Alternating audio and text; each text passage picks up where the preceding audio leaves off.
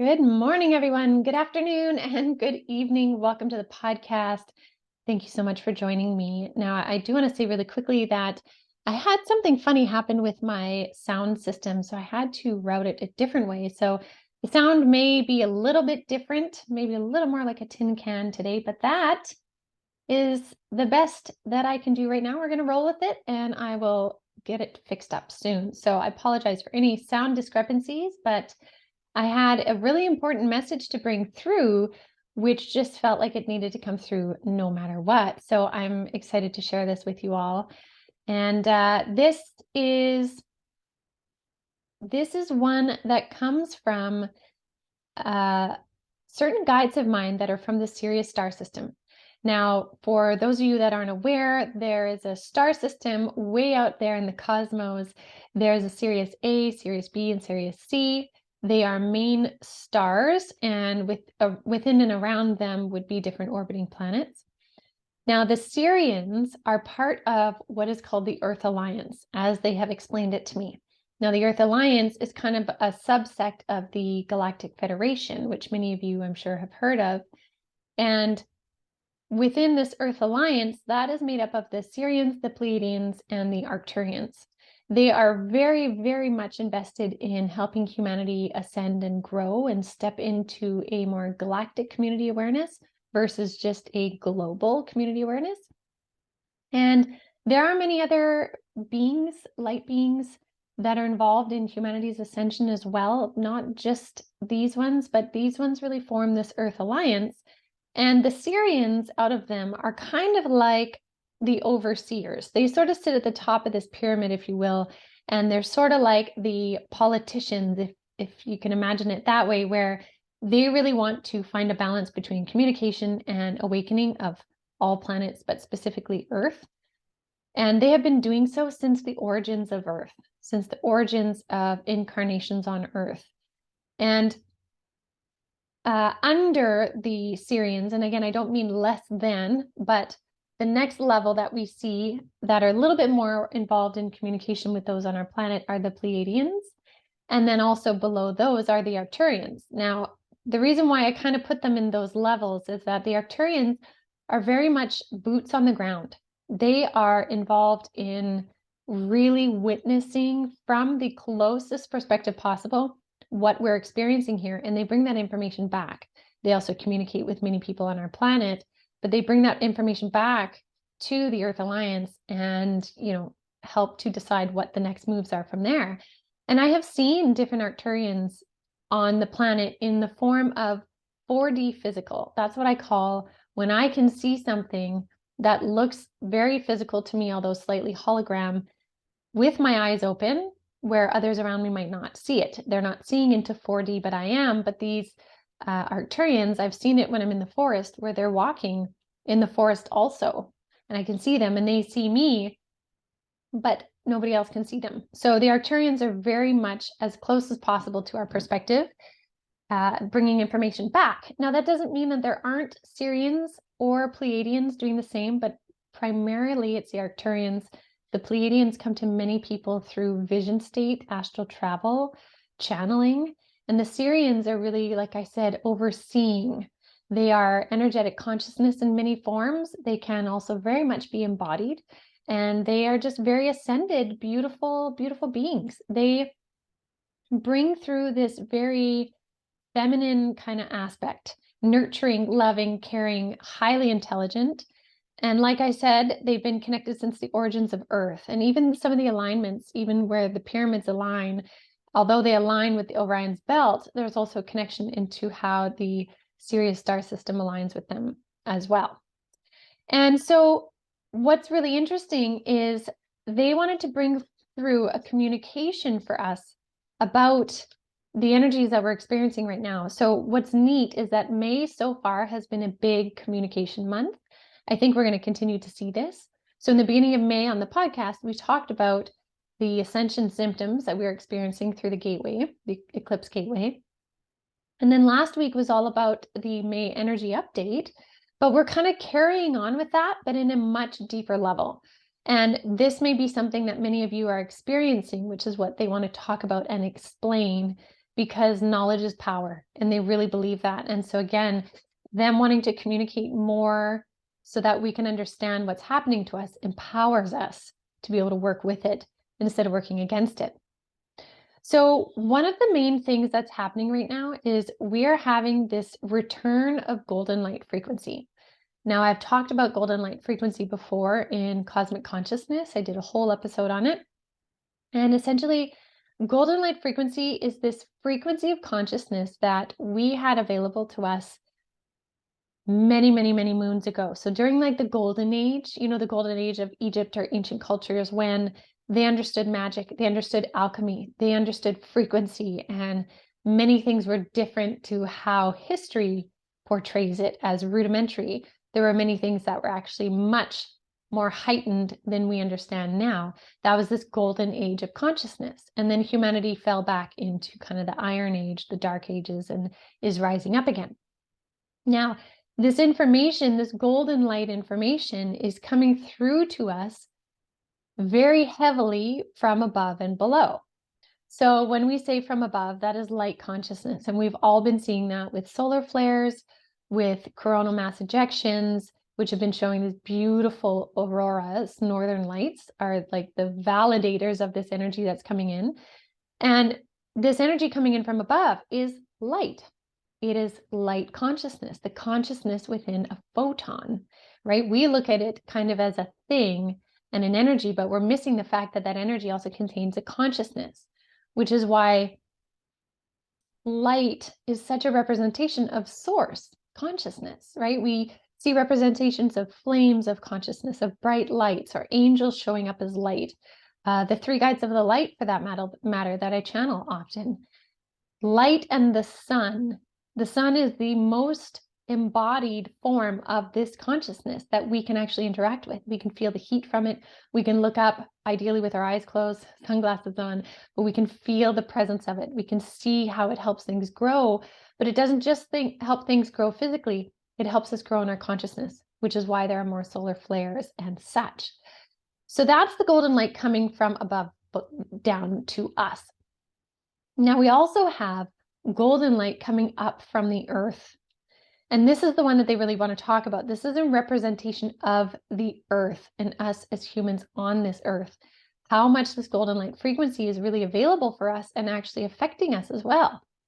Now, the way that this happens is the trees contain this golden light frequency.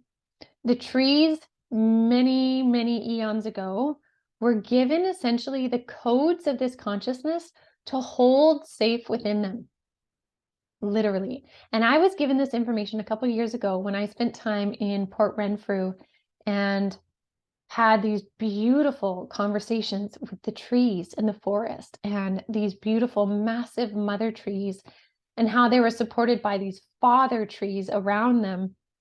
They were explaining how each and every tree holds this golden light frequency within it, like a storehouse.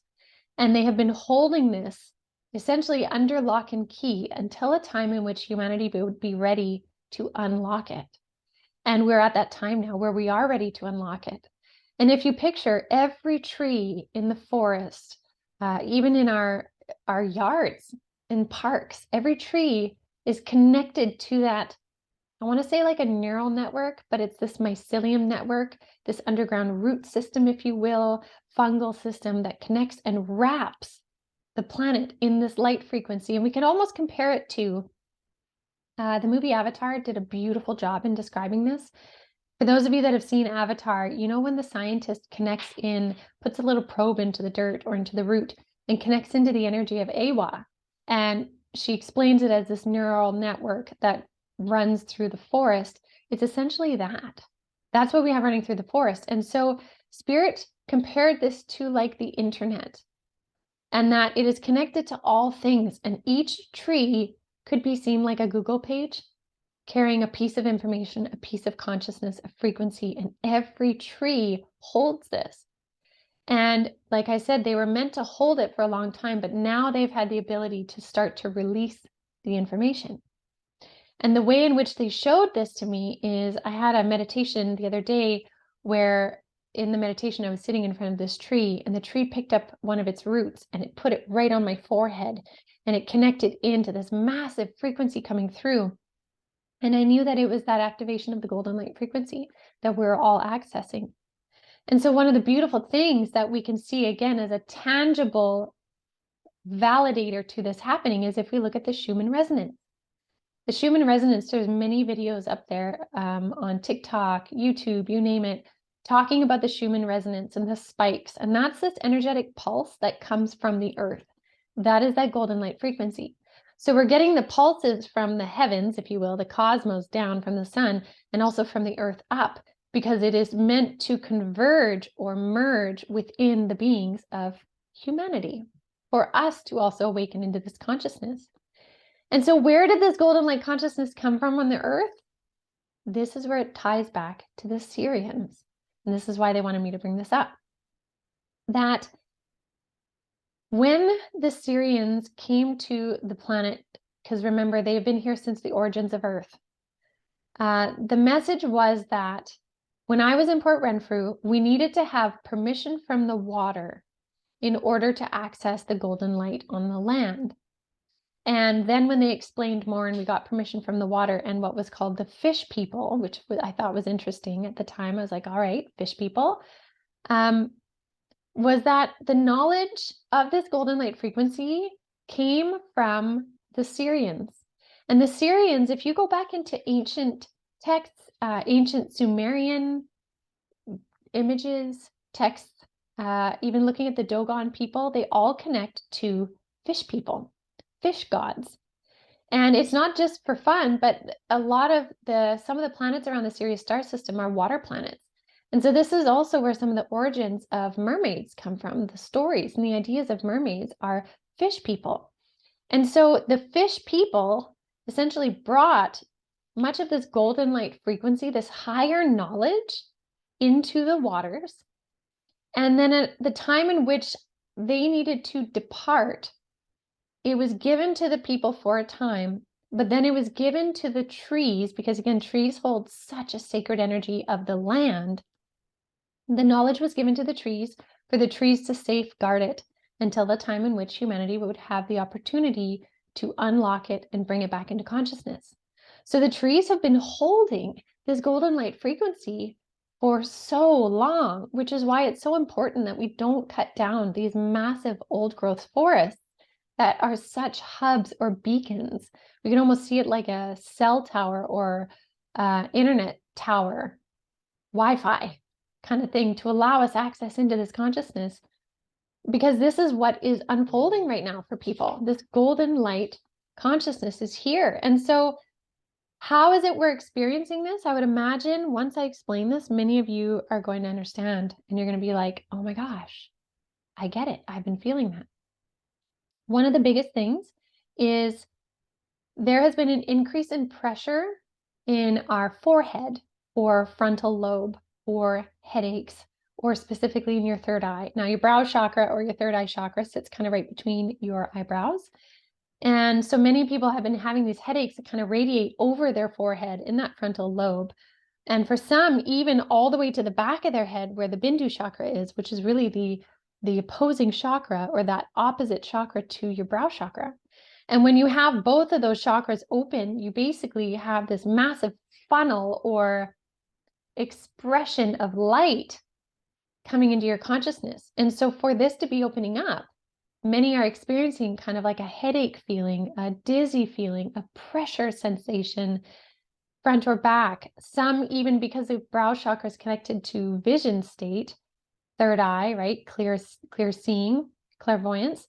They're seeing more flashes of light or warps in reality for a moment. Again, these are signs of this consciousness, this golden light frequency making itself known. And that was why the tree root in my vision lifted up its root and put it directly to my forehead, was this direct transfer of consciousness, which we're all experiencing right now. Which is also why Spirit says it's so important at this time to connect in, spend time in nature, spend time grounding, connect to the trees. It's not just simply for the beautiful, peaceful feelings it brings, but it's accessing this consciousness.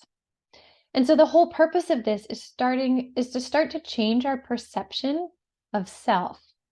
Our self-perception is changing. It can't not when it's connecting to this level of consciousness. And so really what it's doing is, with the light consciousness coming down from the solar flares and the earth consciousness coming up from the earth and the Schumann resonance, it essentially is lighting up our auras. So many people that can see auras are noticing that people's auras around them are bigger, brighter, more vibrant. I want to say more tangible. I don't mean denser, but I just mean more tangible, because this new energy frequency has this kind of golden but also iridescent flow to it. And, we're literally seeing that. We see that when we see the northern lights really do these big, massive sprays of color when these solar flare energies or coronal mass ejections come in. The same thing that we're seeing in the skies is happening to our own auras, because we're being sandwiched in the middle of it. And we're meant to be right now. This is all part of the awakening of consciousness. So what's happening right now is this is activating the toroidal field around us. So if you look at the earth and how the earth has a toroidal field around it, the magnetosphere that we see in images, the same thing, we have that exact same thing around our physical bodies. That is being activated right now. It is shining brighter and it is spinning faster. That also connects to your Merkaba, which is the equal paired triangles that oppose each other. That spin, which is like your soul frequency. So what that means is many of you are having greater access to higher consciousness, greater access to astral travel, greater access to higher connection and communication with higher beings, such as your guides, your ancestors, your higher self, but also those of the Earth Alliance. And all of this is because it's helping us raise our consciousness. It's helping us step into more golden light frequency to bring back the golden age of consciousness, where we can have greater modalities for healing, greater modalities for the exchange of goods, for politics, for all of these things. It is in the process of changing. And so what I found so interesting about all of this was, there's so much in the 3D narrative right now about all the doom and gloom and negative. And I don't think that's something that should be ignored, because in many realities, that is what is happening. However, we also need to know of the progress that's being made and the growth that is happening, because we are making massive strides. It's just not talked about as much. And so we need to recognize that. And that's why Spirit is bringing this through, so that each and every one of you can see how your consciousness is being changed right now in a very fruitful way. What you can do to tap into it more, which is, first of all, understanding what's happening. Second of all, bringing that in, connecting with the trees, connecting with the land, honoring the water for the gifts that it brings, and then allowing it to lead you within your soul resonance to what your next steps are. How are you going to embody your consciousness? How are you going to embody the golden light frequency and make the best changes, the best effects, the best whatever it may be within your world, your reality, your reach? That's what matters right now. So we're really stepping into this time of entwining from above and below into our beings and awakening, which is so exciting.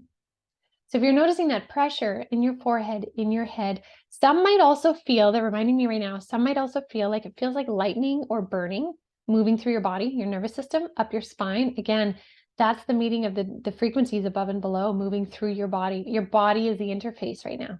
So it does take some grounding. It does take water to help move it through your body.